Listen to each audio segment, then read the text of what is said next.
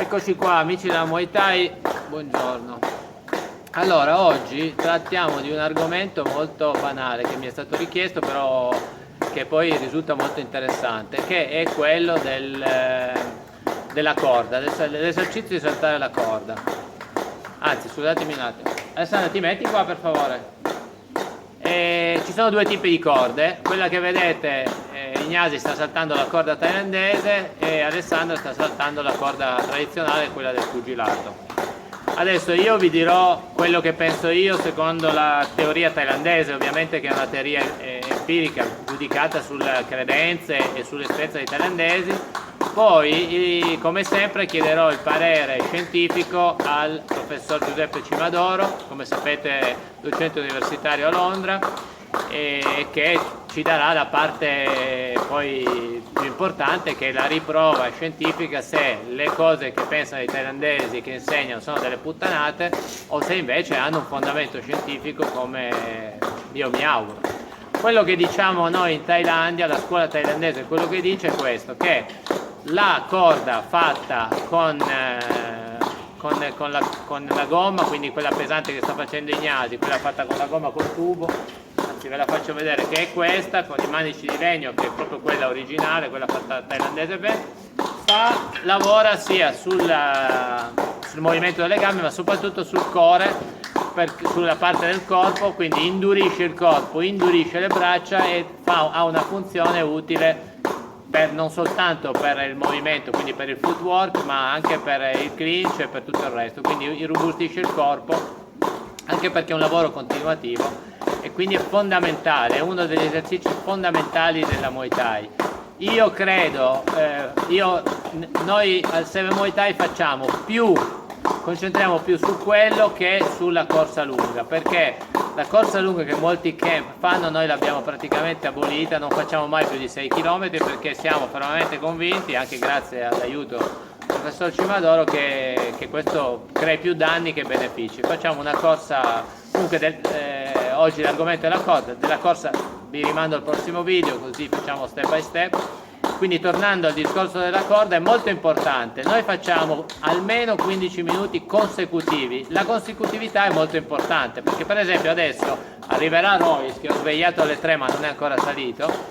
Chi non conosce Royce e non è stato da noi non può sapere, chi lo conoscerà e avrà il piacere capirà perché ho detto questo, che si ferma ogni 2-3 minuti, quindi il lavoro che fa con la corda non è così efficace come quello continuativo. La cosa importante per dare un supporto, quindi per dare una crescita alla muscolatura del corpo e quindi anche alla respirazione che poi abbiamo nel clinch, è quella di lavorare con la corda spessa e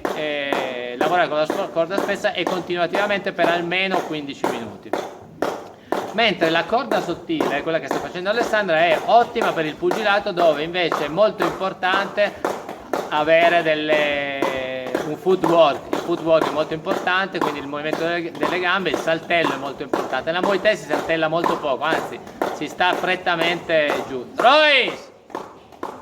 Scusate l'intervallo pubblicitario, ma Royce, ho svegliato alle 3, E quindi fondamentale per voi, potete farlo anche a casa, se dovete prenotare il camp in Thailandia, volete prepararvi per il camp, vi consiglio una cosa molto facile da fare, potete farlo a casa in ufficio, vi comprate una bella corda thailandese, ripeto, questa qua con il tubo, e ve la fate anche 15-20 minuti al giorno, mattina, pomeriggio, una cosa che è utilissima poi per il lavoro che dovete fare sulla Muay Thai.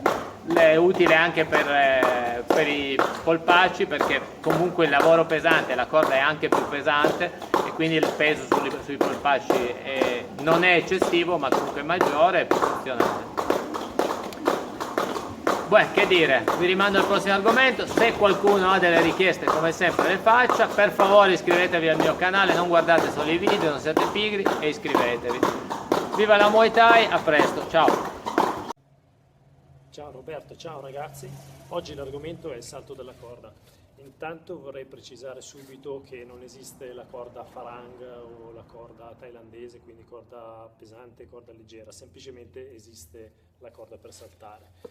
Vorrei darvi semplicemente delle informazioni base e anche curiosi in merito al salto della corda. Intanto la corda si salta in diverse attività sportive, in allenamento, nella ginnastica artistica, nella ginnastica ritmica, nell'atletica leggera, ma anche negli sport da combattimento.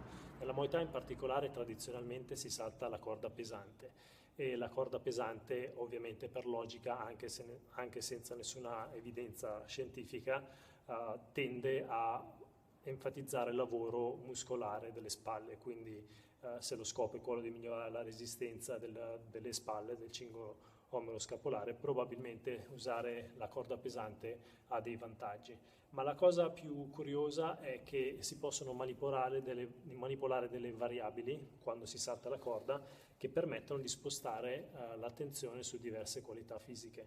Per esempio, saltare la corda a piedi pari o a piedi alterni non è la stessa cosa, e saltare una corda che ha una lunghezza media, corta o lunga non è la stessa cosa. Ci sono delle evidenze che dimostrano che saltare una corda più lunga ti obbliga a saltare più in alto, e quindi in conseguenza l'attivazione neuromuscolare degli arti inferiori è più importante rispetto a quando si salta la corda con una lunghezza media o corta. Se lo scopo è quello di lavorare la reattività che può essere utile durante gli spostamenti nel combattimento, probabilmente inserire dei round del salto della corda con una corda più lunga del solito potrebbe aiutare a migliorare la reattività degli arti inferiori.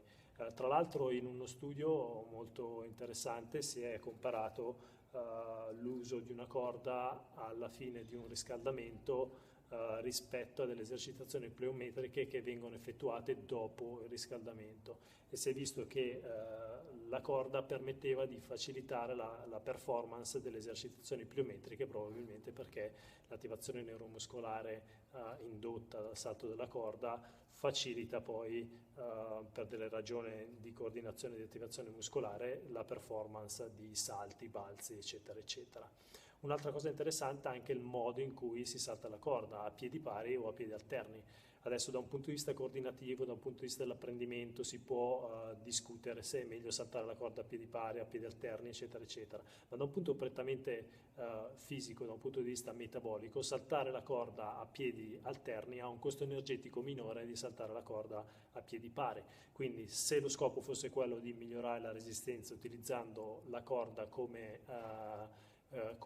attrezzo in allenamento, probabilmente saltare la corda a piedi pari potrebbe far aumentare la frequenza cardiaca molto di più rispetto alla corda saltata a piedi alterni, o al di là della frequenza cardiaca sicuramente il costo metabolico del salto fatto a piedi pari è superiore al costo metabolico quando la corda è saltata a piedi alterni. Quindi ci sono delle variabili che possono essere modificate, che permettono di spostare l'attenzione su una qualità fisica oppure su un'altra, a partire dal tempismo, alla coordinazione, all'aspetto neuromuscolare degli arti inferiori, in particolare del gastrocnemius.